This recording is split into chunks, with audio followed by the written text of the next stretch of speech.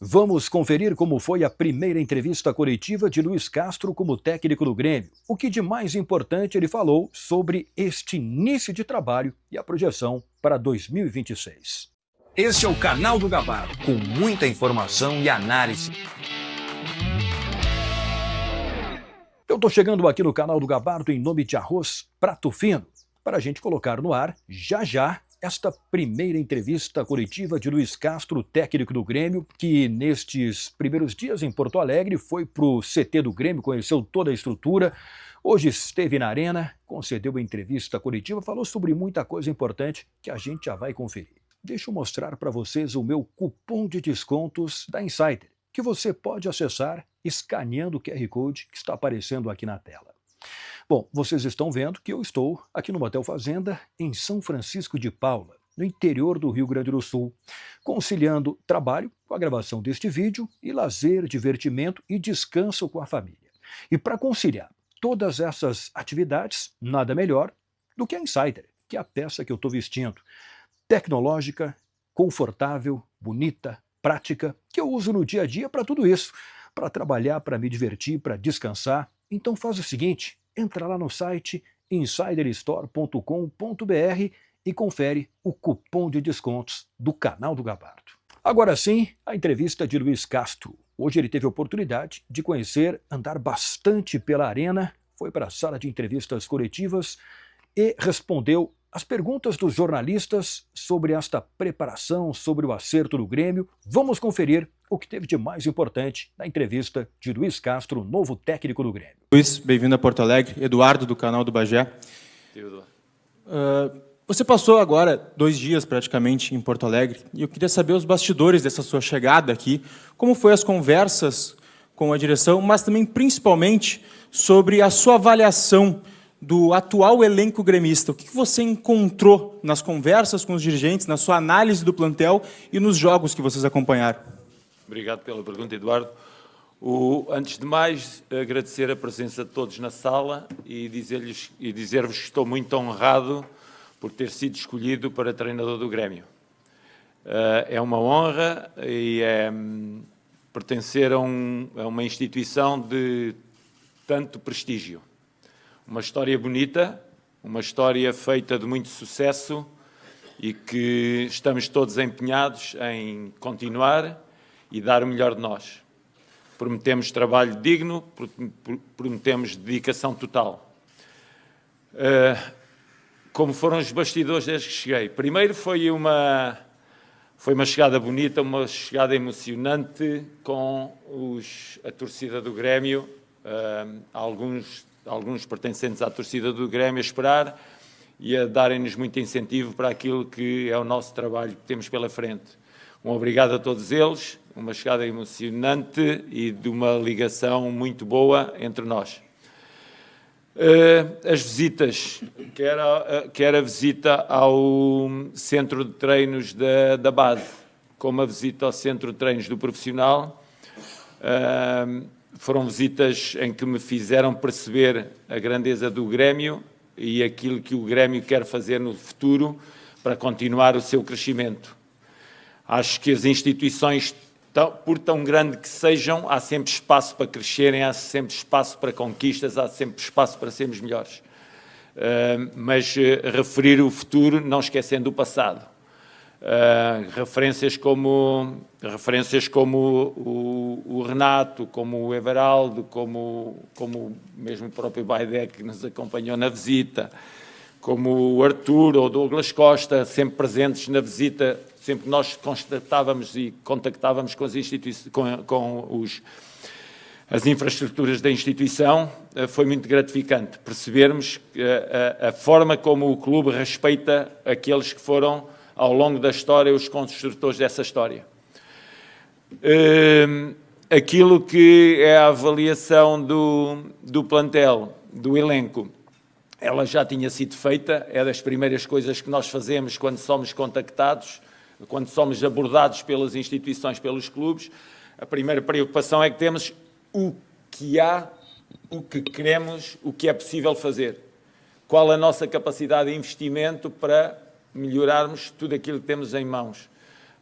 Ela tem vindo a ser avaliada junto do Sr. Presidente, junto do Sr. Scolari, junto do Sr. Dutra e do Sr. Paulo Pelai,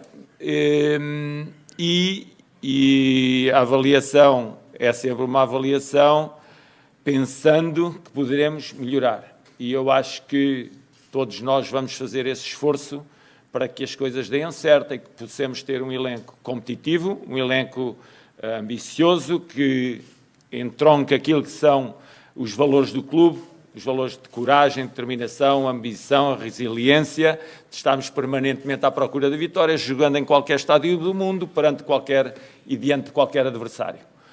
É essa a nossa intenção e, para isso, vamos construir o melhor plantel possível dentro daquilo que é o contexto do clube neste momento. Luís, boa tarde, aqui Nicole Ovic, Debate Raiz. Queria te questionar sobre um setor bem importante do time, que é o meio-campo. Ele passou por várias modificações ao longo desse ano, várias escalações. Com a chegada do Arthur, mudou de patamar, mas uma posição específica do meio-campo muito debatida é o camisa 10. Tu gostaria desse reforço ou tu entende que esse camisa 10 já está no elenco?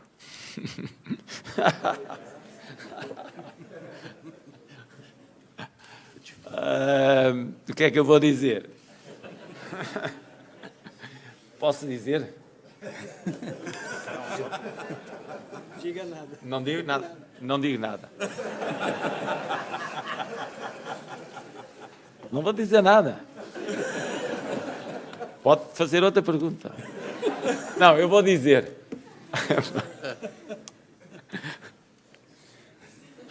Fala, pô. Eu te disse. Eu disse que vinha pergunta chata hoje, pô.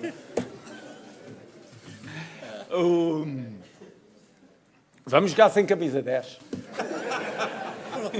Não, a gente vai jogar com camisa 10. Vamos jogar com a 14. Pronto. Camisa 10 pode ter a camisa 14 nas costas. E jogar na posição 10. Não, vamos tentar.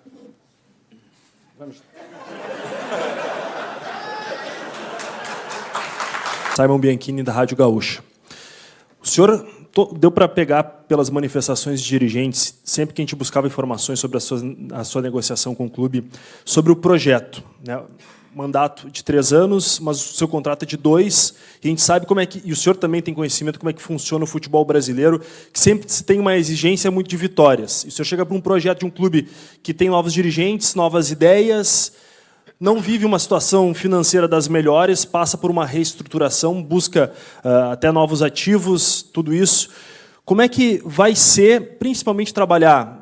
O senhor mencionou antes sobre garotos, mas tendo que aliviar muitos jogadores, ser muito preciso na garimpagem, na busca por novos atletas, mas justamente tendo que conciliar com vitórias. Já tem um estadual, que é uma rivalidade muito forte por aqui, tendo já essa primeira, praticamente, obrigação de voltar a ganhar o título estadual. Boa tarde. Boa tarde. A principal missão dos treinadores nos clubes é ganhar. E não é só no Grêmio, em qualquer clube do mundo. O melhor aliado para ter sucesso e crescimento da carreira é a vitória. E nós sabemos que não foge à regra a nenhum.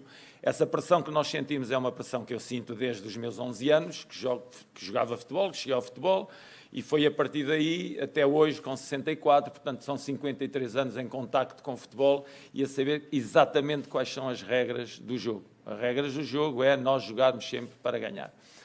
Claro que os contextos determinam aquilo. Se nós tivermos um bolso cheio, a nossa capacidade de ir ao mercado é diferente de ter um bolso meio cheio.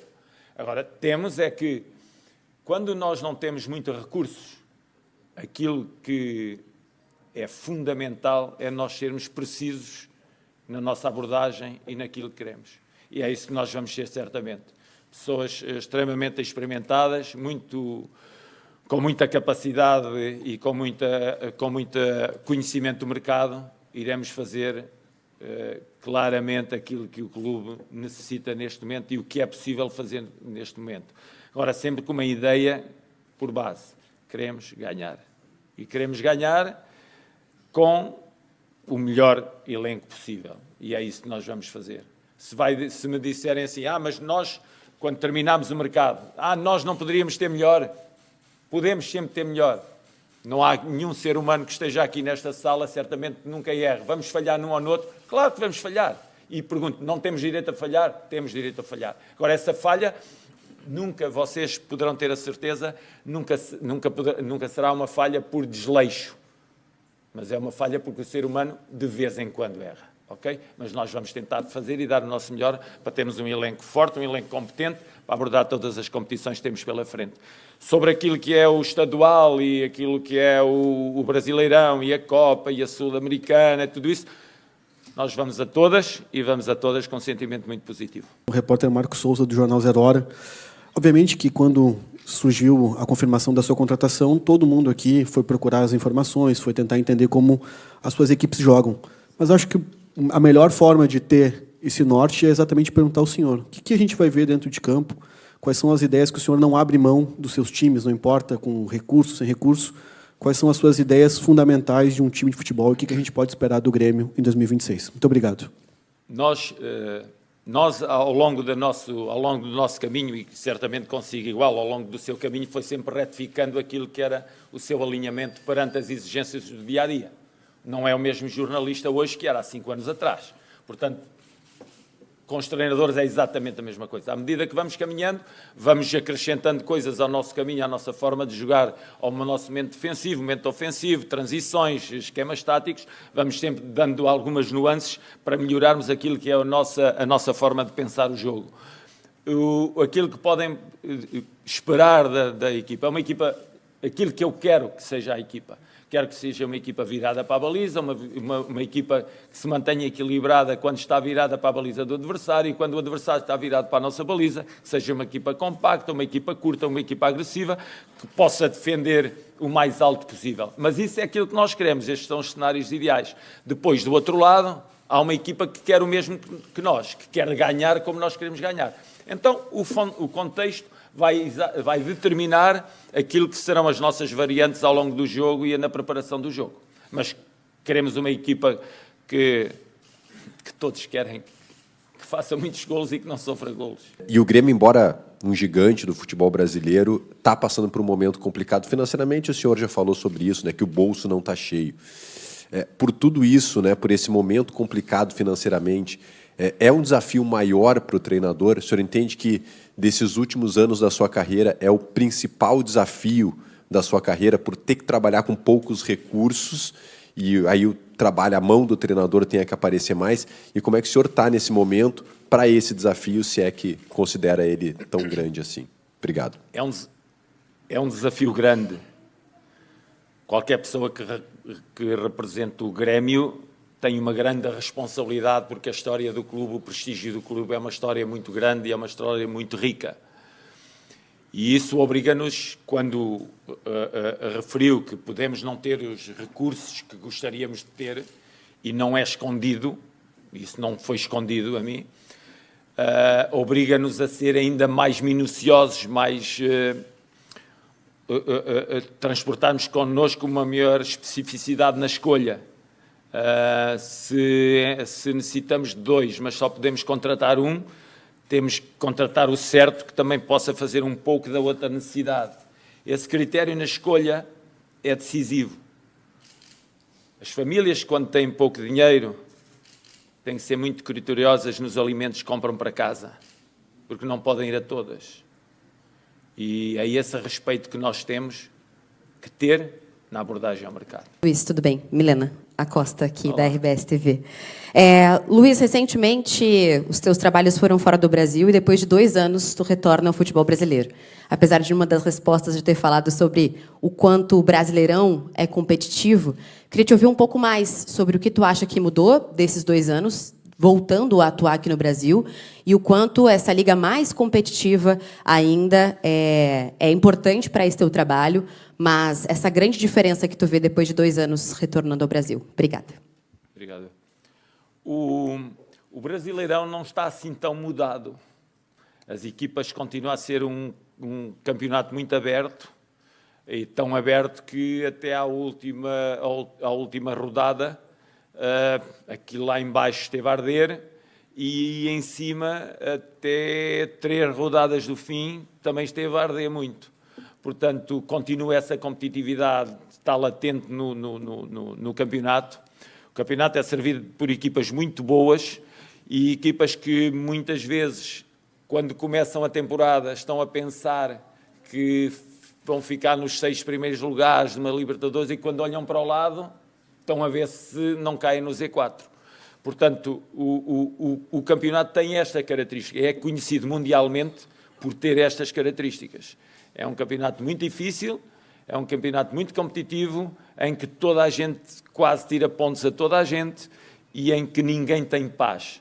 E ninguém tem paz porque são 6 equipas para a Libertadores, são 4 para baixo e depois anda aquilo ali no meio. Portanto, mas 6 mais 4 são 10. Então aquilo anda sempre é um turbilhão permanente de emoção. Mas o futebol tem essa emoção boa, essa emoção que faz o Brasil estar totalmente conectado ao futebol, porque realmente é um campeonato fabuloso, é um campeonato fantástico. Então, eu acho que não mudou assim tanto nestes 2 anos, mantém as mesmas características e mantém a mesma abordagem das equipas. Prepararem-se o melhor possível, porque vêm aí grandes batalhas pela frente. Da Rádio Bandeirantes, bem-vindo ao Grêmio, bem-vindo a Porto Alegre. Obrigado. Durante algumas respostas, tu mencionou aquilo que é possível fazer ao longo da temporada. E pegando um gancho para 2026, queria abordar as mudanças no elenco. Quantos reforços tu acredita que são necessários para tornar o Grêmio um time competitivo, a ponto de, quem sabe, ser um protagonista na próxima temporada? Lhe foi prometido estes reforços pontuais durante as tratativas, Luiz? E quais posições também, por favor? Tocou numa palavra que gosto. Queremos ser protagonistas. E nós no futebol não há... A partir do momento que um treinador entra numa instituição, e com a dimensão do Grêmio, o treinador é um parceiro do clube, é integrante de toda a instituição.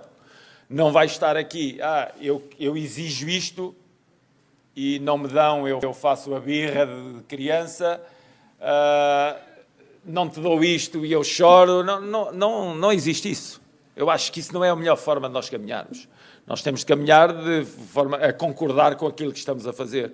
É claro que eu vou querer, como treinador, o que é que quero? Quero os melhores jogadores. O que é que eu quero? Quero ganhar tudo. O que é que quero? Quero ter o melhor relevado, quero ter os melhores equipamentos. Mas eu digo o possível, mas não digo o que é o possível de forma depreciativa. Eu digo o possível, mas o possível por cima, o possível bom. Aquilo que eu quero, primeiro, gosto do elenco, acho que o elenco teve um desempenho final que abre boas perspectivas para a próxima temporada, e ao gostar do elenco, olho para ele com muita positividade, e eu acho que se nós conseguirmos atingir alguns dos objetivos que são comuns a todos quando estão aqui na apresentação, acho que podemos fazer um upgrade ao elenco e podemos, nós, mesmo que ficássemos assim, já íamos competir. Nós não vamos competir, só competes se vierem reforços. Não, nós já competimos. Com os jogadores que eu tenho hoje, já vou competir. Já competimos, os jogadores já deram mostras que temos capacidade para competir e gosto muito deles. Portanto, agora, se puder juntar mais alguns para ajudar a essa competência que já existe dentro do meu elenco, melhor. E é isso que vamos procurar fazer. Mas que não fique hoje aqui a ideia de que só vamos competir se vierem jogadores novos. Não, nós já vamos competir com os que temos. Aqui, Sérgio Boas. Boa tarde. Ao teu lado, Luiz, à tua direita, tem um profissional que ganhou um dos maiores técnicos da história do Grêmio, que é o Filipão. Hoje, a gente fala muito no protagonismo financeiro de Flamengo e de Palmeiras, e agora o Cruzeiro também chegando. Mas o Filipão, na década de 90, enfrentou um protagonismo financeiro muito alto do Palmeiras e ganhou tudo. aqui no Grêmio. Ele pode ser um grande exemplo, um parceiro para ti, nessa montagem de um time forte, competitivo, sem muitos recursos? O Filipão não precisava de ter ganho para ser um exemplo. O Filipão não precisa ter títulos para ser um exemplo. Eu acho que o maior exemplo que vem das pessoas é aquilo que eles são enquanto seres humanos. E o Filipão é um grande ser humano e é isso que mais admiro nele. Depois, se ele tiver os títulos que tem, como tem, pronto, ainda bem, bom para si. Mas mas respondendo diretamente à pergunta, é claro que se pode ganhar tendo os outros clubes maior capacidade financeira que nós. Nem sempre ganham os que têm maior capacidade financeira. Mas quando nós partimos para esta época, foi claramente para tentarmos fazer coisas boas ao longo da mesma. E o exemplo do Filipão ter ganho contra equipas de maior poderio é claramente inspirador. Bom, então a partir de agora, com Luiz Castro já dando entrevista, vem as próximas definições do Grêmio com contratações de jogadores, quem mais vai sair, tem bastante coisa para acontecer ainda. Durante a semana, teve também um anúncio importante do Thiago Floriano, que tem 10 anos de experiência na Arena como o novo executivo responsável pela Arena e operações do Grêmio. Deixa eu falar um pouco mais sobre o trabalho do Thiago e este anúncio feito pelo Alex Leitão, né, CEO do Grêmio, e o Thiago Floriano vai se reportar diretamente a ele. O Thiago, ele no início do trabalho no Grêmio, trabalhou muito com a questão da estabilização da relação do clube com as torcidas organizadas. Bom, depois disso teve o alinhamento do clube com as operações do jogo na Arena e todo o ajuste do processo do controle e comportamento do público, experiência do torcedor no estádio. Depois também o Thiago cuidou da relação institucional do Grêmio com os adversários, tanto em jogos do Campeonato Brasileiro, Copa do Brasil, Libertadores, Copa Sul-Americana, numa conexão permanente com a operação das partidas.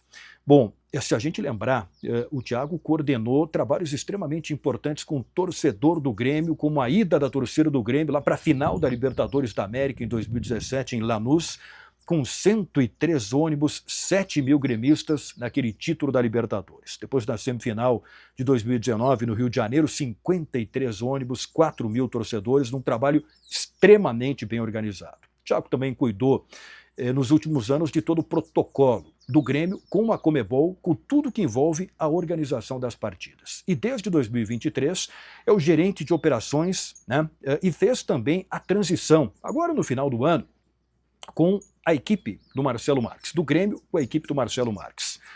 E desde o início de novembro é o responsável por toda a operação da Arena. Então o Thiago é um cara extremamente competente, capacitado para esta nova função. Parabéns para ele e vamos ficar acompanhando este trabalho. O vídeo em nome de Arroz Prato Fino com tudo sobre o Grêmio. Qualquer novidade eu volto aqui no canal do Gabardo. Até a próxima.